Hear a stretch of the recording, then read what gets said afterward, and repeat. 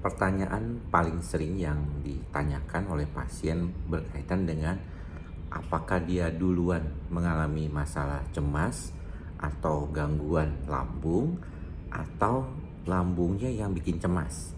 Nah, sebenarnya ini sudah berkali-kali ya diberitahukan kepada teman-teman lewat video-video YouTube saya.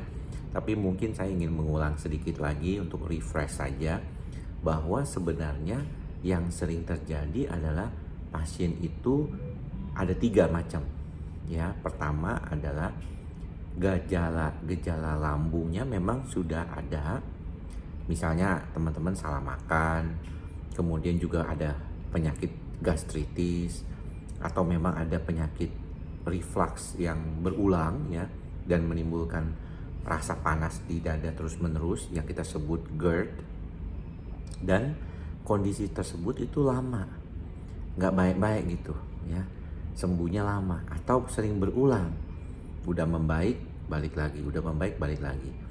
Nah, yang seperti ini kadang kalau kelamaan bisa menimbulkan perasaan cemas yang berlebihan. Nah, kalau kondisi seperti ini biasanya lambungnya membaik dengan pengobatan lambung yang benar, cemasnya juga biasanya ikut membaik ya. Jadi penggunaan obat-obatan pembantu lambung cemas seperti misalnya banyak diresepkan oleh dokter-dokter gangguan kesehatan jiwa atau teman-teman penyakit dalam, itu sebagai obat penenang di dalam racikan itu bisa membantu sekaligus. Jadi akhirnya tidak perlu mungkin ke dokter jiwa. Nah, yang kedua adalah sebenarnya orang ini mengalami gangguan cemas panik kebiasaannya ya, yang mana seringkali terjadi serangan tiba-tiba, deg-degan, jantung berdebar-debar, ada perasaan seperti tercekik, seperti mau pingsan, dan juga mengalami yang namanya bloating atau naik kembung lambungnya ya. Biasanya itu juga bisa sampai sesak napasnya, seperti kayak orang mau muntah, juga disertai rasa sesak tercekat seperti itu. Yang seperti ini biasanya gejala lambungnya itu akan menghilang kalau gangguan cemasnya diobati. Sayangnya seringkali tidak dikenali. Jadi banyak pasien-pasien yang mengalami gejala seperti ini itu dia datang berobat ke dokter di penyakit dalam atau mungkin langsung ke IGD saat serangan panik terjadi dan dikatakan dia sakit lambung. Jadi dia fokusnya cuma ngebenerin lambungnya doang. Tapi sebenarnya nggak membaik juga lambungnya walaupun sudah diobati lambungnya tersebut ya. Kemudian yang ketiga itu memang dua-duanya ada, sakit lambungnya ada, kemudian gejala-gejala cemasnya itu juga dominan ada, dan dua-duanya itu sebenarnya berjalan beriringan walaupun terkadang salah satunya lebih awal, misalnya cemasnya duluan kemudian nggak lama lagi gejala lambungnya juga, atau lambungnya duluan kemudian gejala cemasnya duluan gitu ya. Ini dua-duanya memang ada. Yang seperti ini nih biasanya kita obatin bareng-bareng, karena kadang yang begini itu yang ketemunya pasien itu berobat ke dokter lambung, membaik sebentar, dia balik lagi gejala lambungnya, membaik sebentar, balik lagi. Tapi kalau diobatin sama dokter jiwa saja tapi obat lambungnya nggak dimakan, juga seringkali bolak-balik. Makanya dokter jiwanya juga harus mengerti bagaimana cara mengatasi gejala lambungnya. Sedangkan dokter lambungnya juga mesti memahami kalau ini membutuhkan kerjasama dengan dokter jiwa gitu ya. Jadi memang menarik. Mengapa saya bisa memahami ini? Karena memang dalam kerjasama dengan berbagai macam spesialis penyakit dalam ataupun gastroenterologis, kita menyadari adanya kondisi yang sering berkomorbid seperti itu.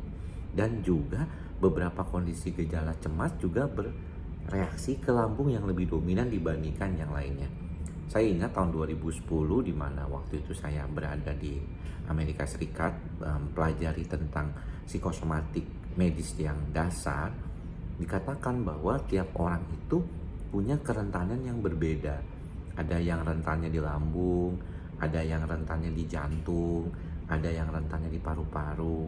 Sehingga ketika kondisinya lebih rentannya itu terjadi, kecemasannya itu akan lebih dominan gejala fisik tersebut.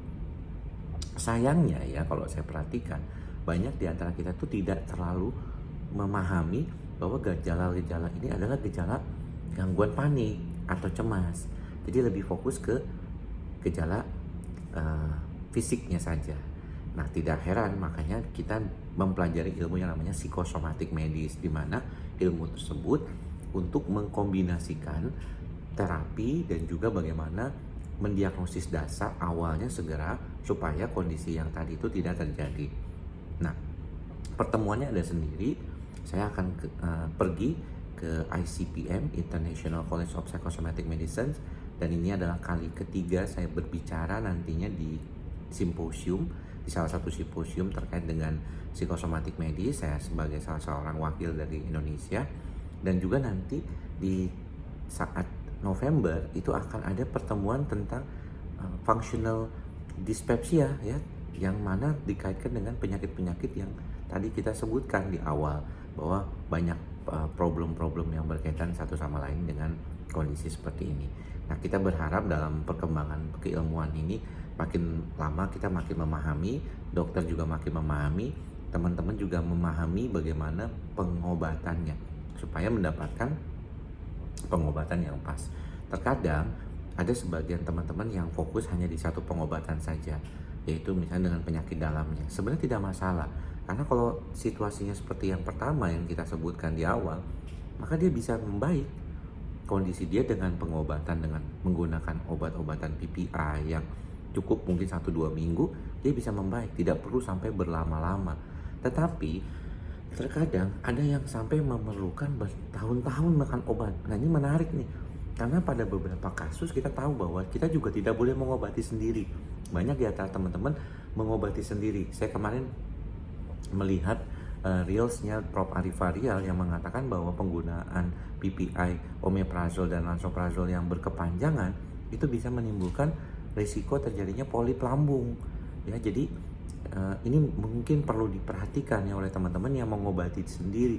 Jadi kalau mengobati gangguan lambung dengan menggunakan PPI seperti omeprazol dan lansoprazol, teman-teman harus punya pemahaman ya bahwa ini cuma 2 minggu atau 2 bulan, dan itu pun harus sesuai petunjuk dokter. Jangan ngobatin diri sendiri, mentang-mentang obatnya bisa dibeli sendiri. Nah, beda memang dengan obatan psikiater. Obat psikiater biasanya itu tidak bisa dibeli bebas, ya harus dengan resep dokter, karena kebanyakan mengandung obat-obat penenang atau yang kita sebut sebagai obat-obatan psikotropika. Jadi pesan saya adalah kalau memang merasa ada kondisi yang seperti demikian, mungkin perlu dipikirkan untuk berobat ke 2 dokter sekaligus, dokter lambung dan dokter juga psikiater. Atau kalau memang gejalanya lebih kedominan cemasnya dan paniknya yang kadang-kadang datang sebagai gejala lambung, mungkin bisa ke dokter jiwanya saja, tidak perlu keduanya ya. Atau yang seperti saya lakukan dengan Prof. Arif Farial, seringkali kami melakukan upaya bareng ya untuk menyembuhkan pasien-pasien yang mengalami gejala-gejala psikosomatik lambung. Mudah-mudahan bermanfaat apa yang disampaikan. Tetap ikhlas, sabar dan sadar. Salam sehat jiwa. Bye-bye.